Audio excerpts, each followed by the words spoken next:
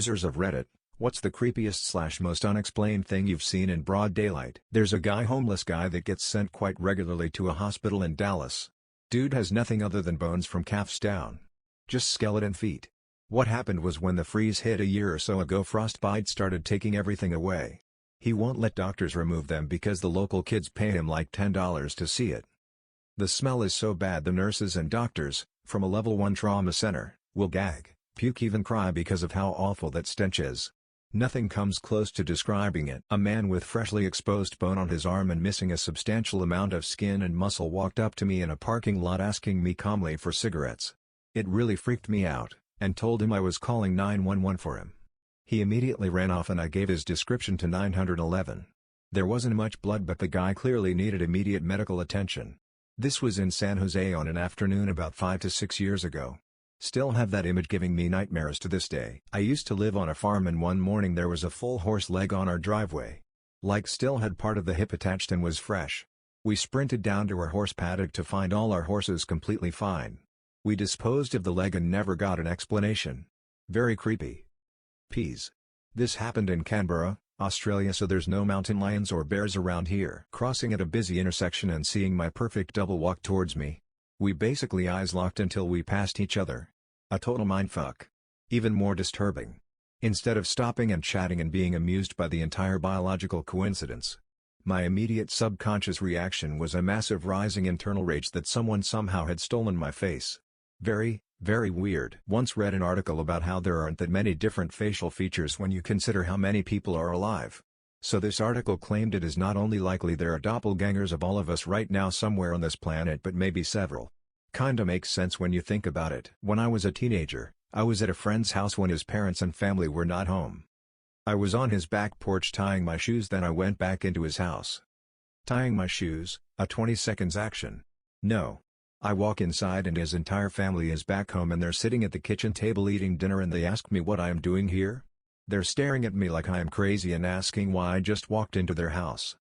I ask for the time, they tell me it is 6:30 p.m. I lost an entire hour doing a 20 seconds action. To this day I still have no clue what happened or where the time went. Creepy but explainable. My dad is a paramedic, and one call took him to an SUV that had driven into the river and was being towed out. The car was obviously not working and the two guys inside had already passed away. As they're pulling the dead guys out of the car, suddenly all the lights flash on, the windshield wipers start going on full speed, and the car starts blaring the radio at max volume. Freaked everyone right out. My grandpa was a Mountie in Canada, mounted police, and he came across a car that had just crashed and been almost completely submerged in a lake. He rushed over and reached into the open window to see if somebody was inside, and his hand squished into a mass of warm squishy guts. Turns out the person was carrying giant containers of cottage cheese that had spilled, and the driver had left a few minutes prior. He couldn't eat cottage cheese for the next 60 years of his life. Me, my two brothers and our uncle were running down the lake in his boat on a beautiful summer's day. Blue sky as far as the eye can see. Until we looked towards the north shoreline, and saw a smallish passenger jet flying low. Until it went below the tree line and disappeared. We were flabbergasted, because our family has been in the area for over 100 years and there is not an airstrip in that direction, anywhere. There was no loud bang. No fireball, nothing. No way it had crashed. We still don't know how it was possible, that it did what it did. An older man watching me at a gas station and then literally following me for miles around town. Like if I turned into a parking lot and started driving another road, he still followed me. I got on a 4-lane road in the left lane and got beside someone, then sped up and merged while taking an exit so the guy was blocked by the pickup truck in the right lane.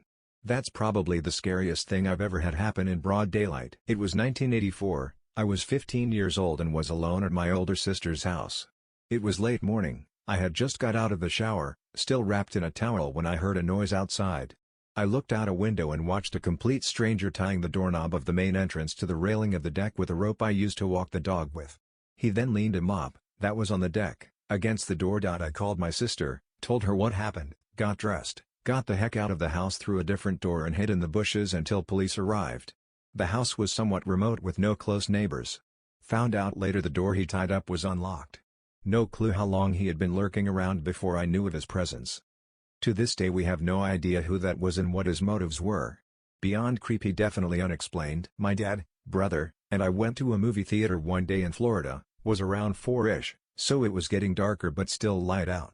We went up to the front where you buy tickets, and when we looked around there was absolutely no one in the movie theater at all, no employees, no other guests. We simply walked in, looking all around to try to find anyone we could to purchase a movie ticket, but could find no one else. All the movies in each of the theaters we checked were running but with no one else inside. So we just sat down and watched a movie, then left without seeing anyone else the whole time. It was very surreal. In college I lived on the 11th floor in an apartment with no balcony, and it was about 4:30 in the afternoon. I watched a man walk into my apartment about 10 seconds before I walked in, and habitually bolted the door behind me. It locked automatically on the outside. I was living with 3 roommates at the time, so I just figured they were having guests over, no biggie. I put my stuff on the couch and went towards the back bedroom to say hi to whoever came over. My roommates had no idea what I was talking about. It wasn't a big apartment, but I searched everywhere. My roommates stayed in the back bedroom sufficiently freaked out. There was no one else in the apartment and the door was still bolted from the inside. My family had the car packed up for a road trip because we were moving across the country from the PNW to the Rust Belt. We were heading to the highway to get out of town and had to take some weird access road to get there. On the way, there was some man holding a long barrel rifle to a woman's head, walking through a vegetable garden. He was holding it with one hand, and had a cigarette in his mouth. The woman was crying. My mom didn't believe me. I was 14, I know what I saw. On a trip to Gulf Shores, Alabama. Stopped to gas up at some rundown gas station that was also a truck stop in Mississippi. Went to the bathroom, and as I'm standing at the urinal I had the strangest feeling that something was off. This strange feeling overwhelmed the entire left side of my body. I don't claim to be supernatural or have any weird feelings/premonitions, and I have never experienced that feeling before that day or since.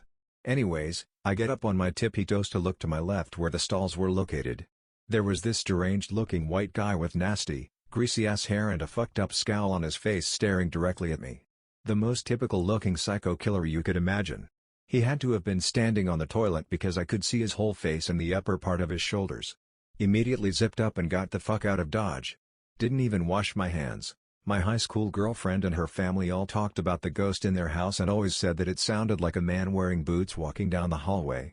We were all very close, and one day when they weren't home I just walked in and went to my G/FS room and laid on her bed while I waited for them to get back. A man in boots walked slowly right down the hall and right past the door to G/FS room where I was laying. I did the next logical thing and just climbed out of her bedroom window. They showed up a few minutes later and asked why I was just standing around in the front yard and why I hadn't just gone in. I told them that I heard the ghost and climbed out of the window to escape. They laughed their freaking heads off. Broad daylight, totally creepy and very unexplained. When I was young, me and my cousins found a bloody shirt in our woods. My cousins and their parents hunted, so we thought maybe it was from that. But then we found a Ziploc bag with shoes and shorts, all had to be from an extremely petite woman or an older kid. When we told our uncle about it, we got punished and weren't allowed to talk about it. I don't speak to them anymore, but really makes you wonder. When I was 4 and my brother was 10, he stayed home from school and my mom left him to babysit me. She left numbers on the fridge and stuff and off to work. I don't know how much longer after she left it happened, but we heard our dog barking viciously, which was completely out of character for her. At this point my brother and I are in the kitchen waiting for our biscuits in the oven, and the sound of Fluffy barking gets incredibly louder, which meant she was in the front lawn around the side of the kitchen entrance. The gate that led to the back was a little further down the side of the house, and whoever was outside was in the gap in between, out of Fluffy's reach. My brother opens the kitchen curtains to see if he could get a view as to what's going on. Right as he opened the curtains, there was a man looking right down at us, almost like he expected my brother to open the curtains. The doorknob began to rattle and my brother ran to the living room and grabbed the phone, taking me with him. As soon as he got on the phone, the rattle stopped. My mom came home and at the same time the police showed up for a statement. They never found the guy. My brother remembers it as vividly as I do, and it's the creepiest thing I've ever lived through. I was walking with a friend of mine in the city in broad daylight. A man was walking in 10 degrees fully naked with his wang flute turning into the wind. This shocked both of us so much our brains restarted, and it took us 20 seconds to actually process what we saw. Maybe not creepy, but unexplained and just weird. A woman doing Tai Chi on the hood of a car in a gas station parking lot in rural Louisiana. When we were looking to buy a house, we had to shop in the more rural areas to afford anything. We were driving around on this little country highway one day and saw a sign that said for sale on this teeny little one-lane road. So we decided to check it out. We drove for like 10 minutes and never saw a house. The road just abruptly ended in a graveyard with no warning. It was a super old graveyard and it was filled with wild turkeys who just calmly sat there and stared at us, so we decided to take our leave and turn around. On the way down the road we had not seen a single soul. The only building we saw was an old one that was so dilapidated it looked abandoned. But as we were turning around to go we started to notice people just slowly shuffling down the road toward us. Not looking at us, not talking, just slowly walking down the road in our direction. We drove toward them, thinking they were wondering why we were on their road, but they never even acknowledged that we were there. They all had this super vacant look on their face as they slowly stumbled their way down to the graveyard. We probably saw like 10 people, all walking down to the dead end in that same weird way, or just standing in the side of the road staring blankly in front of them. We bought a house somewhere else. Not that creepy, but when I was a young teen my grandma, little sister and I were walking to my mom's apartment from school and a lady walking towards us stopped and told us to be careful because there was a man injecting himself at the bus stop next to the entrance to our building. We crossed the street and kept walking and we saw the guy not injecting himself regularly but repeatedly and quickly stabbing the needle in and out, pretty shallowly, in different places of his body. I was maybe 14 to 15 years old and I would frequently sleep on the couch in our living room. We lived in a typical suburban colonial where the couch faced the front door. Since I could remember, we never locked our doors, as we lived in a pretty decent city. I remember one night I was still awake at 3 to 4 a.m. listening to music, when I saw a car quickly pull up our driveway. I then saw a very skinny, tall man open our front door, stand in the hallway for 20 to 30 seconds facing my direction, then leave the house and drive away quickly. I remember telling my parents and entire family this in the morning, and they did not believe me. My dad insisted it was him, as he'd leave for work in the early hours of the morning. I know I was young, but I also know that was not my dad, as my dad was stockier and shorter than this man. Freaks me out to this day to think what this man was going to do. I was at a Walmart to pick up some specific brand of honey wheat pretzels sometime in the summer of 2016 at around noon or so. I noticed a ridiculously tall white dude, 6 feet 6 inches plus, holding a baby carrier with a blanket over the baby at the end of the aisle talking on the phone. He knelt down to look for something from the bottom shelf and put down the baby carrier on his left. A darker-skinned woman, not African, just had a darker complexion, with bright blue lipstick walks past me and stops next to him. She looks down and grabs the baby carrier while the dad is mentally juggling the phone call, the baby, and whatever he was looking for. I think to myself, wow, that's kinda weird, I wonder if she's his wife or something. Guy gets whatever he was looking for and reaches to pick up his baby only to realize the baby isn't there anymore. He freezes for a second and calmly says, "Honey, I'll call you back in a second. I need to locate our child." I look at him and he looks me straight in the eyes and asks if I've seen a woman with black hair and blue lipstick nearby. I'm kind of weirded out and mention that she was right behind him less than 10 seconds ago. He thanks me and bolts to the front doors. I think to myself, according to my calculations, it no longer appears that she was his wife. This woman had tried to leave through the front doors but was stopped when the man yelled out that she was kidnapping his child. She was a serial stalker apparently from a previous failed relationship. The fact that she was so brazen to go as far as stealing an infant child in public was insane. It was creepy how calm she looked while he was yelling at her for her actions. Not me, but my dad. He was outside at the far end of the yard and saw me standing on the stairs, whistling for him to come back to the house. When he got back inside he asked what was up and why I changed my shirt. I hadn't been outside, didn't hear any whistling, and was wearing the same black shirt I'd been wearing all day, not the white shirt he saw me wearing when he saw me outside a few minutes earlier. 2008 mountain bike race in the Midwest. It was 100 degrees that day. Almost no oxygen on the woods. It was a hot day. 3 of us were well ahead of the pack. We were about to lap another racer when he just rode off the trail and down a steep ravine. All 3 of us stopped. The ravine was steep and very deep. We found his bike halfway down. We never found the racer. They sent search party and found nothing. To this day he's never been found. A tooth just materialized on my kitchen counter one day. Asked around all my family and nobody lost any teeth. No kids lost any teeth. I never lost any teeth. No clue where this tooth came from, it just appeared one afternoon. When I was 17, a woman was robbed and murdered at a hotel I was staying at with my mom and sisters. This guy ran up to her and her husband and demanded her purse. I guess she didn't move fast enough for his liking and he shot her in the head at point-blank range. I looked down the sidewalk to beyond the pool and her body was covered with a sheet. I knew the image would forever be burned into my memory. Her killer was acquitted despite the police finding the gun and her husband identifying him as the killer. It was so sad. Her family said she was a big-hearted person who would have given him whatever money he asked for just to help him. This was 22 years ago and I still think about her and feel sorry for her husband and family. When I was in high school, like in 2005, I worked at a grocery store and these three guys come in and ask the front desk for me. So they call me up and one of them starts yelling and cussing at me, saying I stole their cell phone out of their truck.